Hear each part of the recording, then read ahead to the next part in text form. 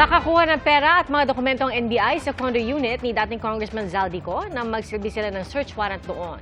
Pag-aaralan ng NBI kung makakatulong ang mga ito sa pagbuo ng kaso laban sa dating kongresista. Saksi si John Consulta. 3 volt ang tumambad sa mga operatiba ng NBI noong isilbi nila kahapon ang search warrant sa condo unit ni dating Congressman Zaldico sa Taguig. Ayon sa NBI, ilan sa mga nakuha nilang dokumento ay konektado sa mga flood control projects. Pinag-aaralan kung paano makakatulong ang mga ito sa binubuo nilang kaso. The NBI Organized and Transnational Crimes Division being able to collect what we believe is sufficient evidence. There was an affirmative result of the operation. And then from there, we will have to wait for the disposition of the court. Humiling na ang NBI sa Interpol na ilagay sa Red Notice Alert ang dating kongresista na naharap sa mga kasong graft at malversation dahil sa anomalya umano sa flood control project sa Nauhan Oriental, Mindoro. Ayon sa NBI, inaantabayanan nila ang paglabas ng Red Notice matapos nilang ihain ang request noong November 23. Ito po ay under evaluation pa.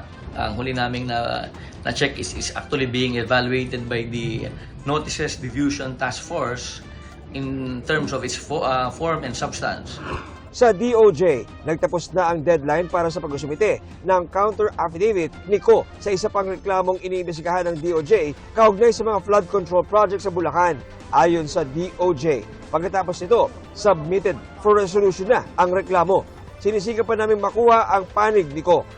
Nasa DOJ rin kanina si dating DPWH Bulacan District Engineer Henry Alcantara. Binigyan na si Alcantara ng provisional admission sa Witness Protection Program. Nakapagsauli na siya ng 110 million pesos sa gobyerno na inaasahang masusundan pa ng 200 million pesos. Ayon sa DOJ, maaaring sa susunod na linggo maganap ang turnover ng balanseng pera sa gobyerno bilang pagtugon sa requirement bago makapasok sa WPP. Ang pagpapanagot sa mga nasa likod ng katiwalian sa gobyerno ipinanawagan sa oblation run sa UP Manila.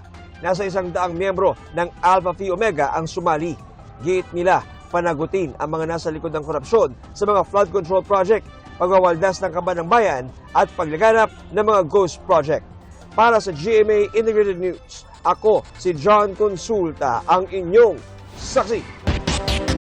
Mga kapuso, maging una sa saksi. Mag-subscribe sa GMA Integrated News sa YouTube para sa iba't ibang balita.